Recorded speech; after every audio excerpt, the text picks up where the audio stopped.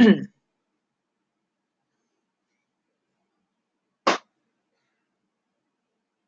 right. Good morning. Good morning. Welcome, everybody, to the Saturday Morning Mastermind. I'm your host, Samantha Studebaker Carl.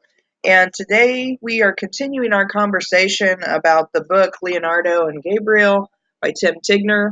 Hopefully, you can read that. And we are on the chapter entitled Niccolo. But before we get started, just a couple little housekeeping things. First of all, if you'd like to participate with us, you can jump over to mindsetmasterycollective.com.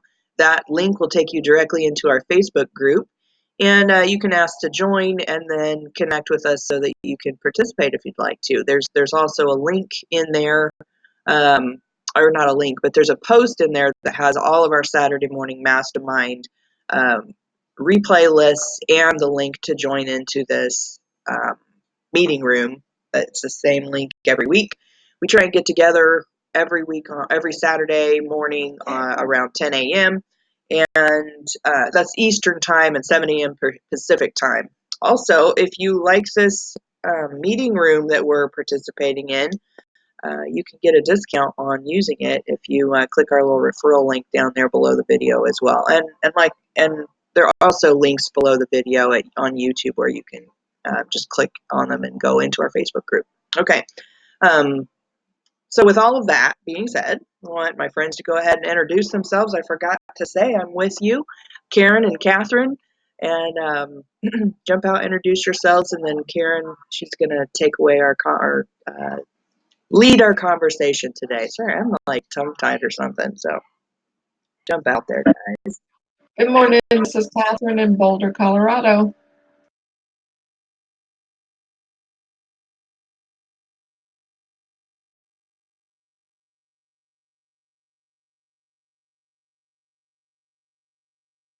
You just need to unmute, Karen. I was trying. I guess I've become a slow learner amongst all the other names. I'm Karen, and I'm not from Phoenix, but I live in the Valley of the Sun. I live in the East Valley of the Sun in Mesa, Arizona.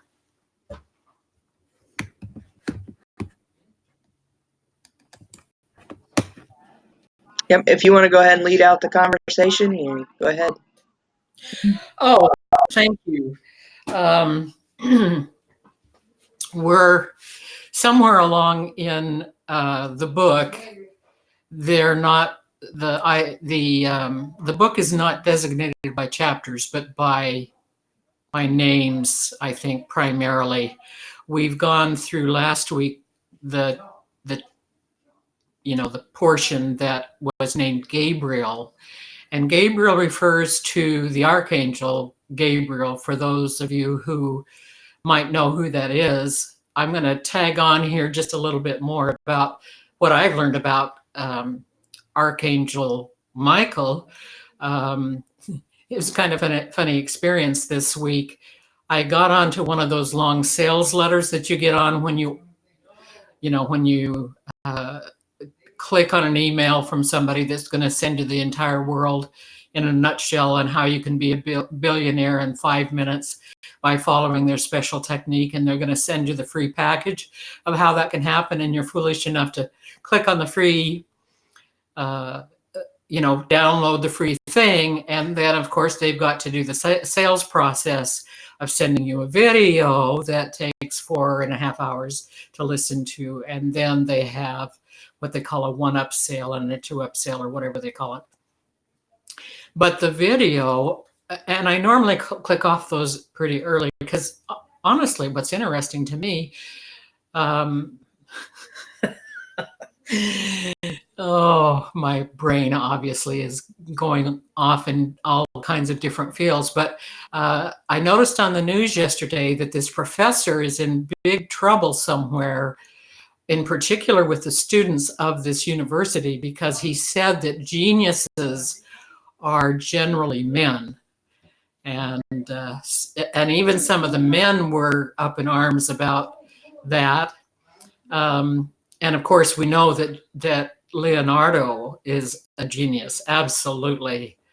a genius. But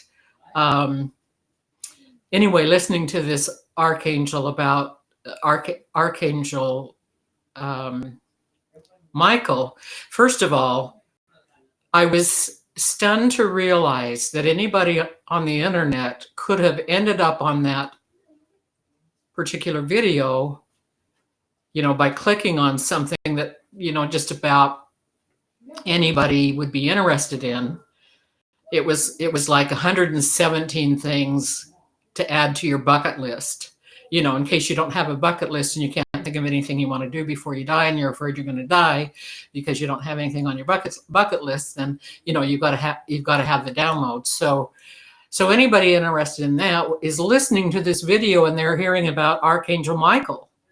Well, I had assumed before I started asking our group here if they knew anything about archangels. I assumed everybody in the world but me knew about archangels. Well, I've started asking people, and I've, in my small world at least, hardly anybody knows about archangels. So that was interesting because this Michael archangel appears to people who are in trouble.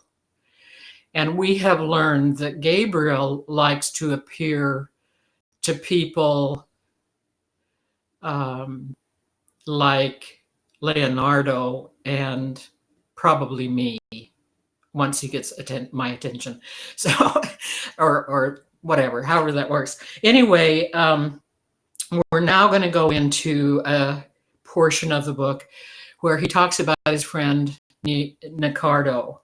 And he's been visiting with Gabriel, as we talked about last week, and he has to think about someone he could visit with, kind of on the sly, on the side. This is 1498. Heretics are still being burned at the stake. He's had a couple of, narrow escapes himself. This is Leonardo. Wouldn't that have been terrible? Anyway, he wanted to reflect with someone on that visit, with someone while it was fresh in his mind. He went over it a few times in his mind because it was crisp. He had thought he had a dream, but here this memory was just like it was just happening again. And so he went to Milan. He was in Milan, which is a major spoke of of Italy, which was the intellectual hub of the universe in 1498. And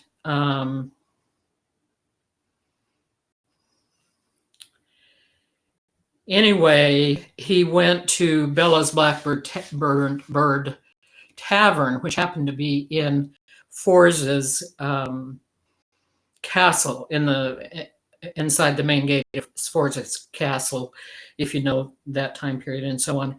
Anyway, he finds that his friend there, Niccolo, when he gets there after Leonardo does, he is delighted to find that he's going to hear about Leonardo's dream. And I think we can take off from there, and we're going to have the usual fun that we do.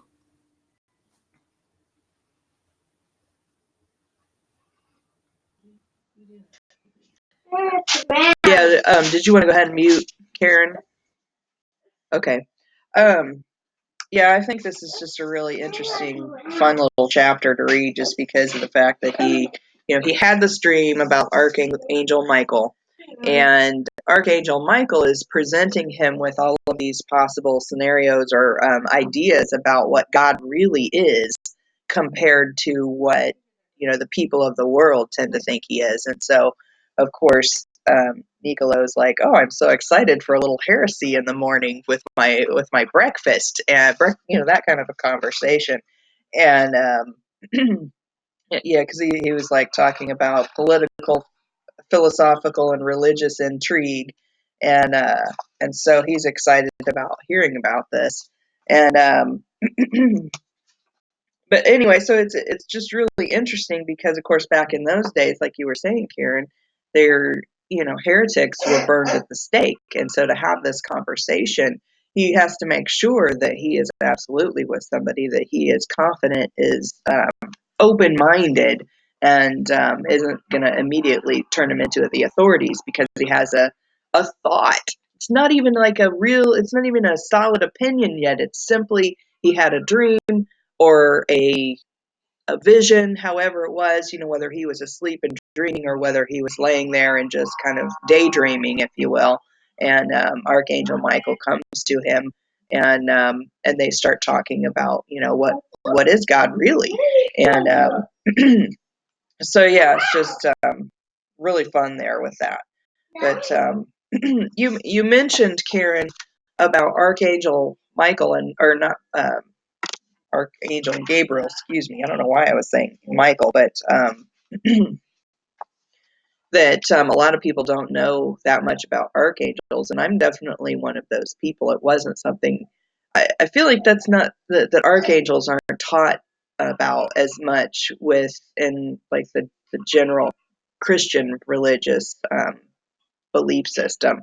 I mean, they're taught of a little bit. They're kind of there in the background, but not that much prominence put on them. And so I think it depends on which religion or which variation of religion that we're talking about as to whether or not you know that much about archangels. Um, what I was taught really we weren't. So did you learn much about, what the difference between archangels and just regular angels, or you mentioned that not as many people? Well, no, but like I said, this Michael had appeared to this woman, and it really was a fantastical tale. I mean, I was really interested in listening, although I get so impatient about getting stuck on those sales things because I know it's going to come up to a sale at the end. And I always feel like I have a lot of things planned in my day. But she has a car accident. She and her husband have a car accident just after she has told him that she does not love him and he's blah, blah. And he was totally caught off guard, and he clipped the curb. And you know how clipping the curb could cause the car to flip over and over. I don't know. But anyway, I guess I'll have to watch any cars getting too near the curbs. But she was bruised, but she was fine, really. And he was in the hospital for a long time, possibly in some kind of a coma. But she had 3 children relying on her, not knowing if her husband was ever going to get better. And she hadn't known that her husband hadn't paid rent for 3 months. And the landlord finally got a hold of her and was going to put her out in 11 days with her 3 children. And she was really quite, she had finally decided it wasn't true, that she didn't love her husband. And, I mean, she had a lot on her mind. And she goes takes a walk down the street and sees this bookstore that hadn't been there before.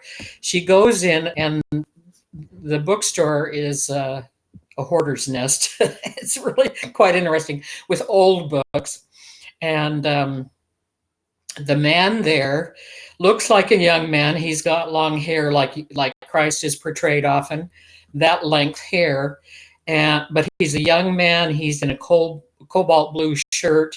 And when he gets ready to address her, he puts out his hand and he says, "What's your name, dear?" And his voice is really low, like an older person's voice, in a real wisdom type voice and all that kind of thing. And she's surprised, and she just pours out everything that's going on. And he says to her, "Everything's going to turn out all right." And she leaves the bookstore, but she looks at it for a really long time. She stands outside and looks at it for a really long time because she hadn't seen it there before. And she, the whole thing was kind of amazing. So she takes a walk on down the street a little bit further. She looks back, and it's a laundromat. And then she has all these miracles in her life. She goes through researching this Michael, And Michael had appeared to Daniel in the lion's den when Daniel was in the prison, the stone prison. And she realized that he was the archangel for people in trouble. And, to wrap this up quickly, she eventually came back when she'd gone through all these miracles, and that bookstore appeared again. She was able to go in and talk to him again and tell him, what had happened. And he said, well, now it's your turn to do something of this, which of course is quite a high sales thing for many people, I'm sure. So Michael does the thing for people in trouble, and Gabriel has a different role, visiting with people, revealing the true nature of God. So I gotcha. Okay, so then I was reminded, shh, guys, calm down, calm down. Don't get him excited. Sorry. I was just realizing that I watched a movie just recently. I came the kids and somebody had put it on the TV. It was Evan Almighty. I don't know if you guys have seen that one, but it's where Steve Carell? Steve Carell.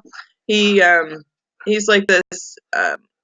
He's like a political figure, and he like a chairman or like something, a state chairman or senate or something along that line. And hold on, sorry. I'm gonna have to come back to this. Can you guys take the conversation for a little bit? I got a way too excited dog I gotta take out real quick. I'll be back. Sorry.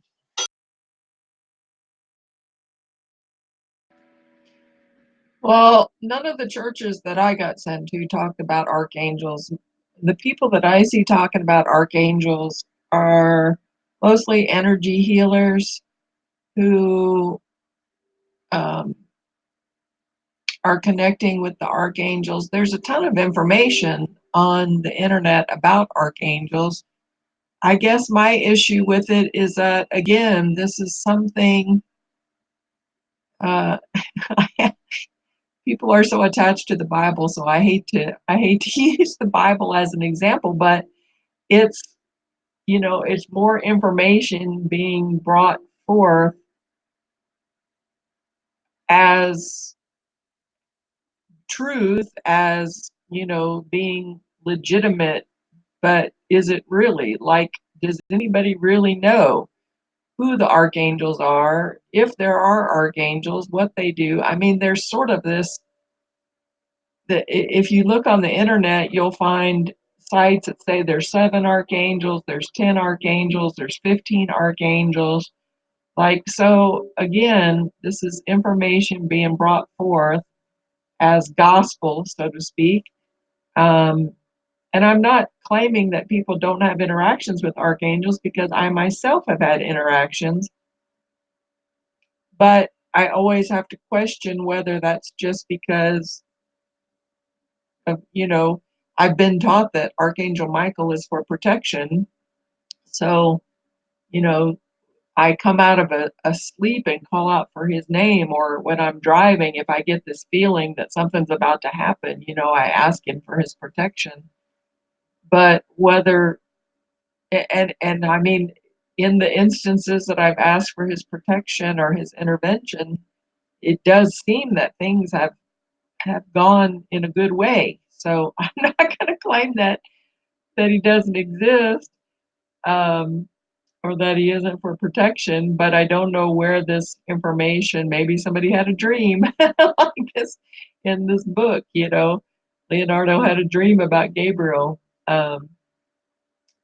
There's Gabriel, I think, is more towards communication and healing and stuff, but there are a lot of energy workers and spiritual type people out there that interact with archangels and teach about archangels and have academies about archangels. But I'm just not convinced that all that information is legit.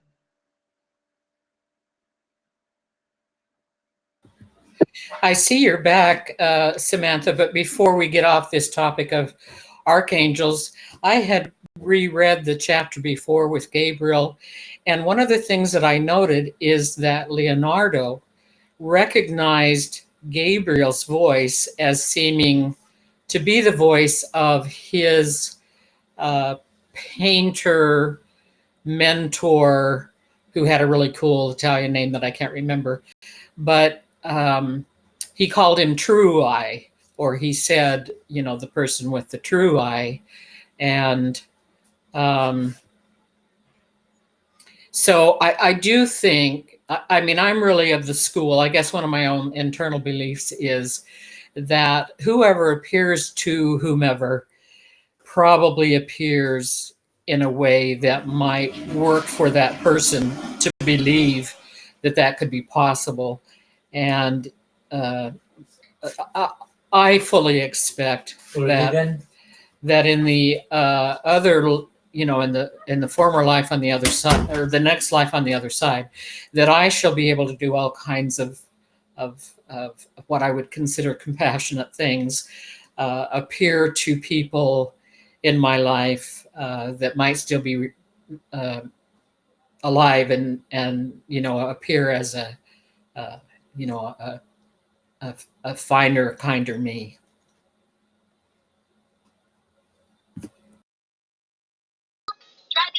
Oh, can we turn that off? There we go. There. What? Well, I was going to start talking, so I need that to be quiet. Okay, you got it. All right. So I didn't hear everything that you guys were saying when I stepped away for a moment, but I kind of caught the gist of the last part of it. And so anyway, but I was talking about the movie Evan Almighty, and basically what it boils down to is that this father in a family of four he's a political figure of some sort, and not that that's really that important for this conversation, but anyway, so God comes to him and tells him to build an ark, and which is like kind of crazy as far as the rest of the world is concerned, that he would be building this ark in the middle of suburban neighborhood, and in this day and age with like timbers and big chunks of wood and all of this. And so anyway, he's building this ark, and everyone around him is starting to think that he's completely crazy. And so his wife finally is like, "You've got to stop this." And he's like, "I can't. I have to do it. I've been told. I've been, all this stuff is happening to me that I have no control over, and I just have to do what I'm supposed to do." And so she leaves. Well, when she is gone, she's off sitting at a restaurant somewhere, and this random guy comes up to her and tells her exactly what she needs to hear in order to realize that she needs to go back to her husband. And so this guy, I guess, and depending on what your religious beliefs are, would be a messenger from God, or an archangel coming to her, or whatever. It just depends on what your beliefs are, I guess, as to what you think this person is. And so we're talking about archangels and how they come to people and pass them messages, if you will. Of course, with Leonardo, it's very, very obvious to him that this is Gabriel the archangel, whereas in that movie it was just a man, and that had come to give her the right message that she needed to hear in the moment in order for her to kind of change her perspective on what was going on, and then go back home and be supportive to her husband. And so anyway, it just kind of reminded me that it's just messengers from God, if you will, that are trying to help you go down the path that you need to go, or just help you in your own life. And of course, they can appear in many different forms. And for Leonardo, it was an archangel, and for maybe another person, it could be a billboard somewhere that just says the right thing that makes you click something in your mind that you realize, oh, okay, this is what I need to do. And so anyway, that was just kind of my thought on that aspect of the archangel conversation. I came across another thing in the book though when I was sitting here that I didn't know if we wanted to start talking about this part where where Niccolo was talking about how you want to hold it for me was talking about the political leaders and of course back then it was like the church was the political head of state, if you will, and they were talking about how he says you're probably not going to be. Oh, that's part of that other conversation. So anyway, he says, if you study the dynamics of power, you'll see that the skillful players in successful organizations don't just strive to maintain order within their ranks. They also seek to manipulate the beliefs of outsiders in beneficial ways.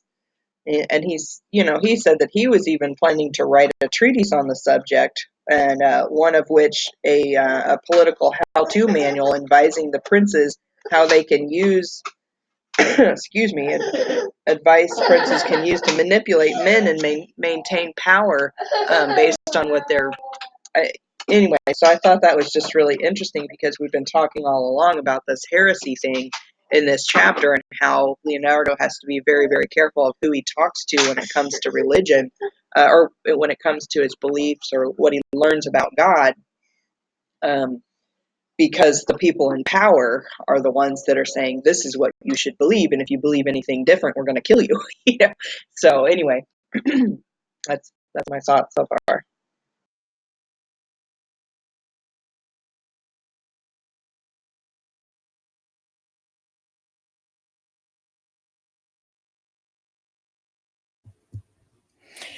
I think the issue of the power, well, Leonardo, in talking with Gabriel, had learned that the reason Gabriel chose to reveal to him the true nature of God and tell him that at the end of their encounters he would truly know God, was a matter of perspective, and that that it's human nature to look at the nature of God as being one beneficial to them. Each country going to war is going to do all they can to convince themselves that they're going with God going with them. And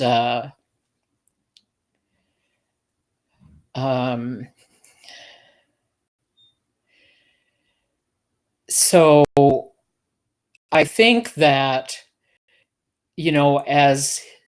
as Leonardo progresses through sharing with him his dream about Gabriel, there are places where Niccolo gets a little ahead of him and asks him some of the questions that Leonardo wasn't sure he wanted to reveal the answers to, because of the the concerns for what he at some point, if you want to keep your head attached to your body, you don't talk about certain things, and you certainly don't talk about certain things in a particular way. He could trust his friend, and his friend was an intellectual equal to him in many ways, which is, I just love that. If you can find somebody that you can talk about the things that you want to talk about, which is what I really love about this Saturday Morning Mastermind, is that it draws people that you can talk about the kinds of things you want to talk about, and you can count on your friends. So going around in a circle again, I'm going to get off and let you talk some more.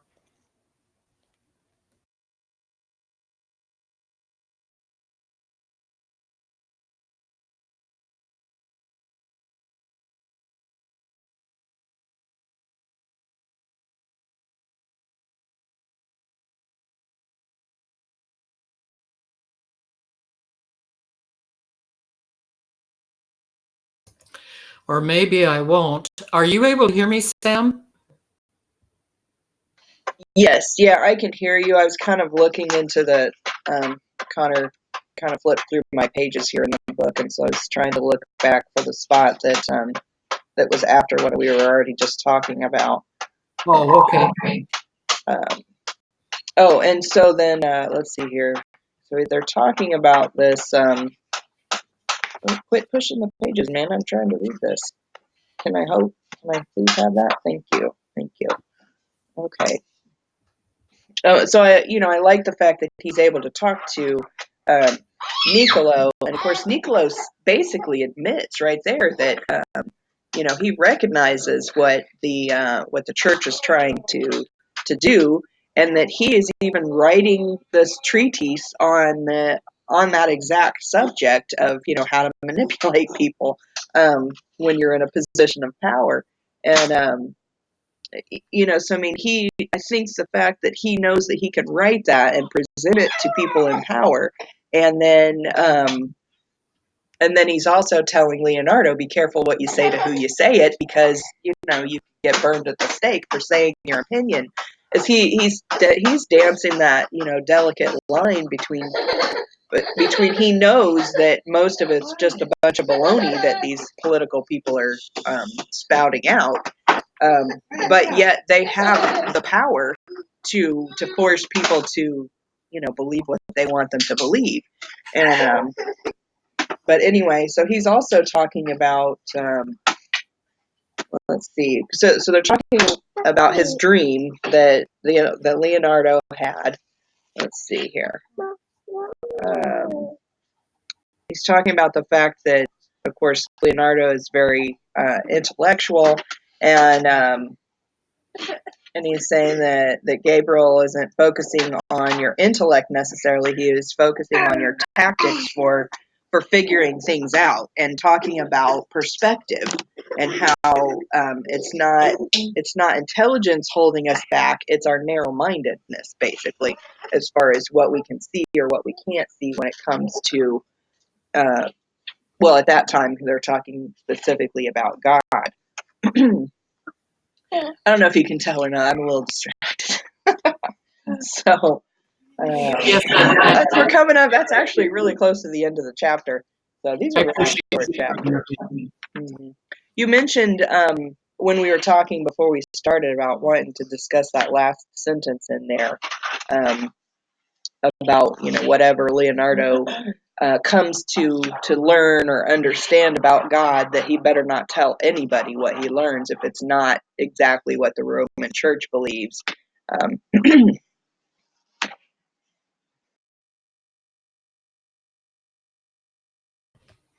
just yesterday I asked my 80-year-old friend in this home that I'm in.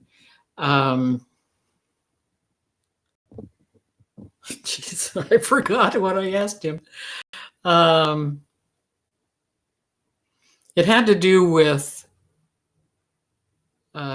sharing what you had to say, and, how you learned through your life to not talk about certain things. And,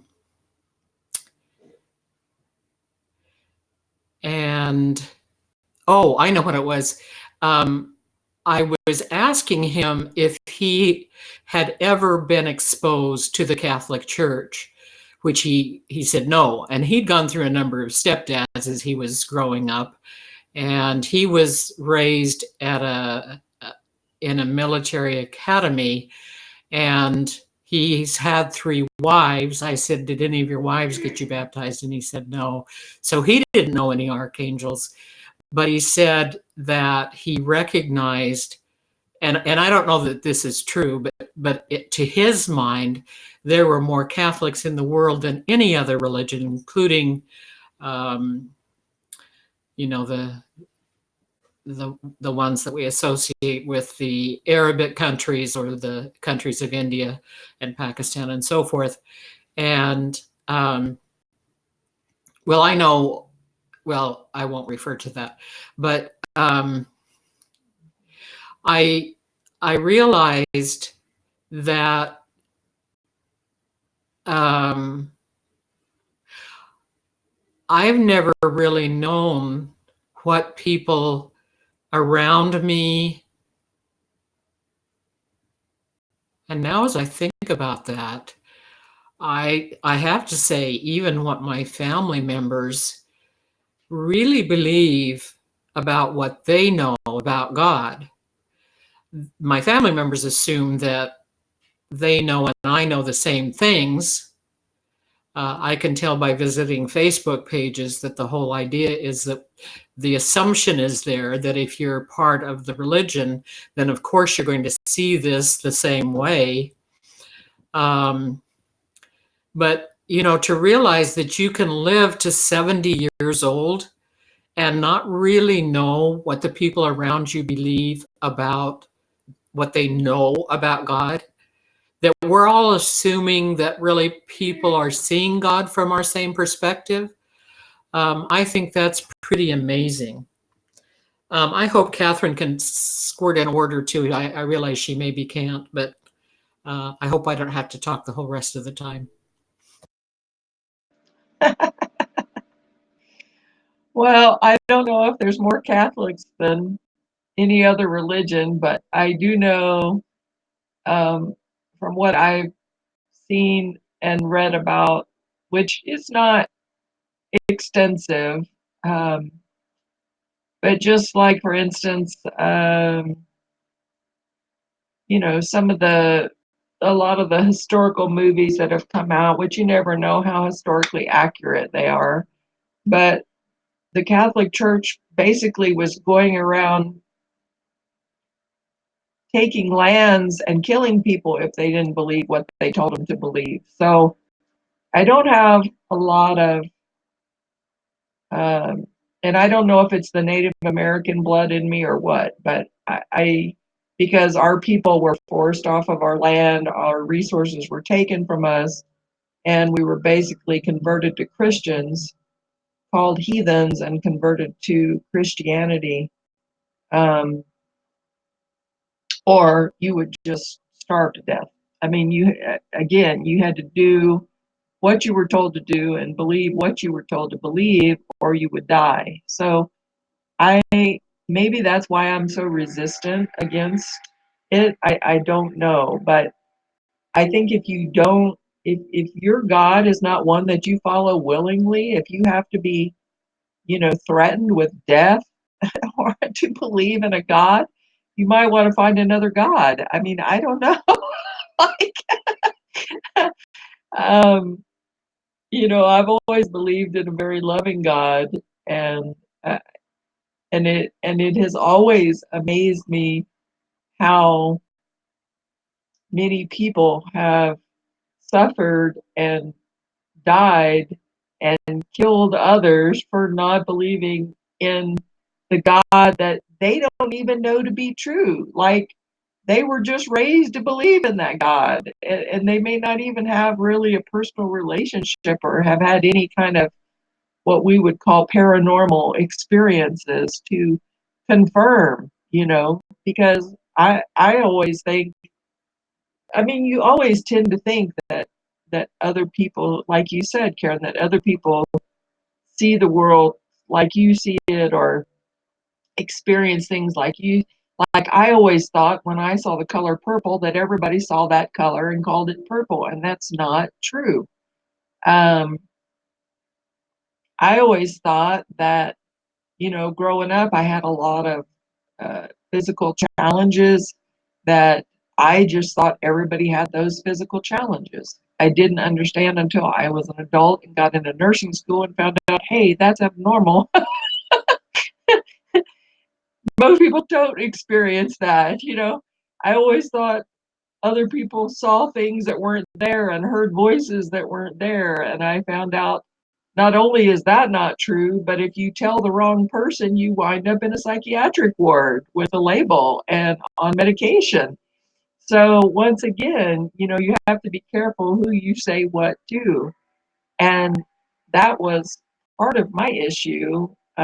I did a very, very short stint working in a psychiatric ward.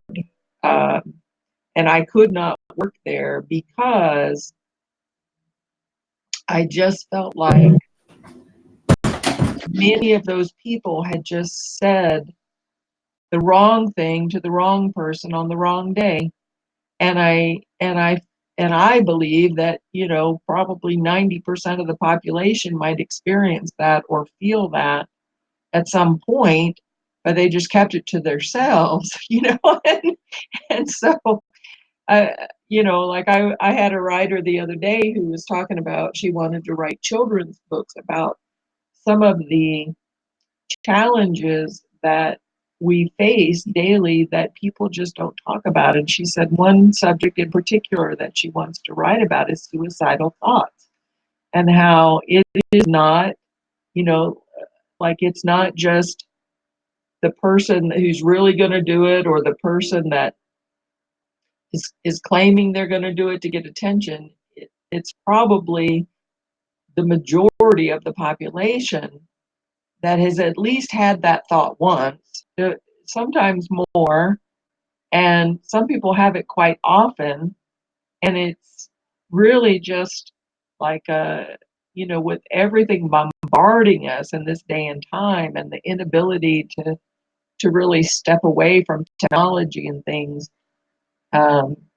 people just get overwhelmed, and it's just sort of like the mind's little, oh well, I'm just done. I'm too tired. I can't take it anymore. What is this life about? Forget it. I'm checking out. That doesn't mean that you're going to do it. It just means that your mind had a thought, which takes us back to, you don't have to believe everything you think. And that's something that we talked about through a couple of our books. Just because a thought runs through your mind doesn't mean that you're going to act on it. Now, I have to say, because we're recording this and it's going to be out there in the public, that, if you have a teenager that's writing up about shooting up schools and shit, don't ignore it, okay? Because some of that stuff does happen. Some of that is a fleeting thought as well, but some of it is they really get focused on that, and so our mind loves to play tricks on us, and this is why I think I have such an issue believing the written word. A lot of what's written, and I'm not talking about just in on religious topics, but I'm talking history. I'm talking lots of things, that have been written that I just don't quite believe, because people get things in their mind, and then the mind is a very tricky little character there, and it twists, and it brings in experiences from the past, and it injects here, and it omits this, and so what actually winds up written, may or may not be anywhere near what really happened. It's like, I think I might have mentioned this on the last recording. I don't know, about the elephant. Did I talk about the elephant and the four dudes? I think they were monks or something. And one was holding the tail, and one was holding the trunk, and one was holding a leg, and one was holding the ear or something. And they were all told to describe what they were feeling. They couldn't see, they were blindfolded. And so they all very honestly described what they were feeling at that moment. And they all told four completely different stories. And they were all four completely true, and our perceptions are so different. Like, I just don't see how we can absolutely lay claim that this one particular thing is the absolute. It doesn't discount anybody's experiences, but we have to be careful, especially if you're going to go kill somebody over it. Like, think it through. is this is this something you absolutely know is the right thing to do, or is it just something that your mind has tricked you into because of things that you've been taught?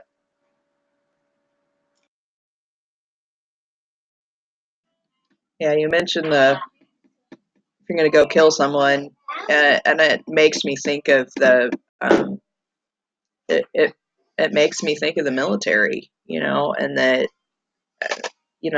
these guys, they go over to these countries and just are blindly following orders, and it makes me sad thinking that so much of what's going on in the world and a lot of military maneuvers are, it boils down to, a lot of it has to do with religious beliefs, and it hurts my heart knowing that it's so painful. I mean, I know a lot has to do with other factors as well, but that a lot of this terrorist stuff that happens is it's all about it has to do with that. So it's scary, and it's really scary to think that a lot of people are just following along just because someone else said so, or because they're being threatened that if they don't believe a certain way, that they could be killed. It's horrible, and even in this day and age, it's still happening, and I feel for what has happened to people in our history because of it, and now here we are coming into this age where we are much more, as a culture all the way around, we're much more open-minded to different possible beliefs and different possible ways of seeing the world and spiritual energy and nature and all of that, and how narrow-minded it was so many years back. And just like when you were talking about the Native American people, and basically England just used religion as a powerful weapon against them, and it's just horrible. It's horrible, and and just in reading this, and we were talking about these things that were happening back in the 1400s, and how the Catholic Church was just domineering and dictatorship of everyone, and you had to be careful of what you said to people. And but then at the same time, Karen, you're mentioning, when we said we wanted to kind of talk about that, be careful what you say to people, or who, don't tell a soul if you come across something you believe in, and the people around you don't believe it too, because you don't know what they're going to do, and like what you were saying, Catherine, about, how if you say the wrong thing to the wrong person about hearing voices or seeing visions, that they might just put you in an insane asylum, or a psychiatric ward. It's I'm glad that we're progressing as a whole, so as humanity forward into the potential that maybe someday we will be able to be free to believe whatever is right for us individually. I don't know how far we are from that, or if it will ever completely happen around the world or throughout humanity, but I'm sure there's always going to be somebody trying to squash down someone else and using beliefs to do it. But that's it. We're at the top of the hour, guys. So, Karen, if you want to share anything final before we wrap up, I've got stuff I need to get to this afternoon. Thanks, Sam. I really appreciate that. Thanks, Catherine. You brought up so many different issues. One of the things that I'd like to just kind of mention is, as we think about governments, I think watching just the few minutes that I have of the impeachment hearings, it's really interesting to see, how people have to couch what they say so carefully. You watch people, with their different perspectives and everything. And here today, we have so much riding on the powers that be. I think about all the people that President Trump has fired, that he was the one who appointed them to their positions, as well as the ones he fired that he hadn't. I also want to touch briefly on suicidal thoughts. Suicidal thoughts, like any other kinds of thoughts, can take on a life of their own. And I know that from experience. And I believe that the movie that Mel Gibson was in, I wish I could think of the name of it right now, but you know, he ends up at the end in several different parts, his head on one spike on the bridge and his hands on another spike on the bridge. And I am bipolar, so you know this isn't likely to happen to you. But I went to see that movie, and the next night I went to bed for 4 months because my depression had gotten to the point where my suicidal thoughts had gone in circles enough that they were my rumination. And when that happens, and I think this must happen with teenagers who consider killing their classmates, when those thoughts get to where they're ruminations, most people don't know how to close that off. I did not know how to close that off until 4 months into the process, and I got so sick of it. I tried something that I didn't really believe would work, and it took a whole day of banishing those thoughts by putting something else in their place an entire day, and those thoughts would rise up to meet me like warriors on a battlefield.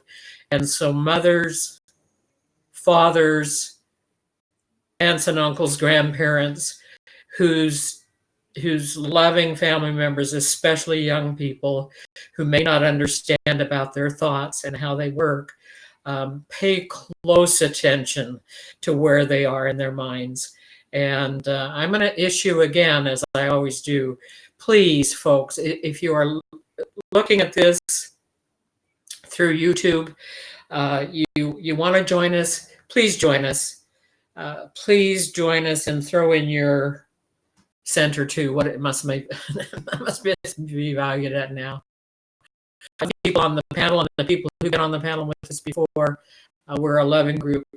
Please come and be with us.